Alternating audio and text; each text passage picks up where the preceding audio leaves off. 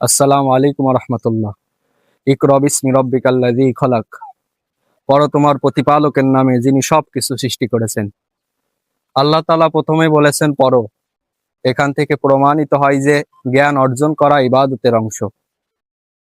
তাই আমাদের সর্বপ্রথম কোরআন সুন্নাহর জ্ঞান অর্জন করতে হবে, এরপর জাগতিক শিক্ষা অর্জন করতে হবে।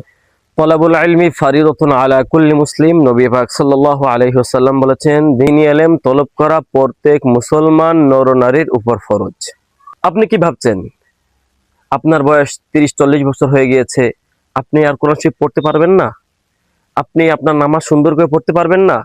নামাজের সূরাগুলো কি শুদ্ধ করে পড়তে পারছেন না? আপনি যদি আলোর সন্ধান পেজটি ফলো করে রাখেন, তা অবশ্যই ইসলামের প্রতিনিয়ত ইসলামের বেসিক নলেজগুলো আপনি জানতে পারবেন ইনশাল্লাহ। আমরা প্রতিনিয়তই আপনাদের সামনে আমাদের কুরআন তেলাওয়াতের মস্ক, কমসে কম কোরআনের 10টি সূরা শুদ্ধভাবে তেলাওয়াত শিখাই দেব ইনশাল্লাহ। এরপরে তাশাহুদ, দুরূদ শরীফ সমস্ত কিছু শিখতে পারবেন ইনশাল্লাহ। নামাজ ভাঙার কারণ, ওয়াজিব যা যা আছে, আপনাদের সুবিধার্থে, আপনাদের কল্যাণার্থেই আলোর সন্ধানে পেজটি আপনাদের কল্যাণার্থে ইনশাল্লাহ কাজ করে যাবে।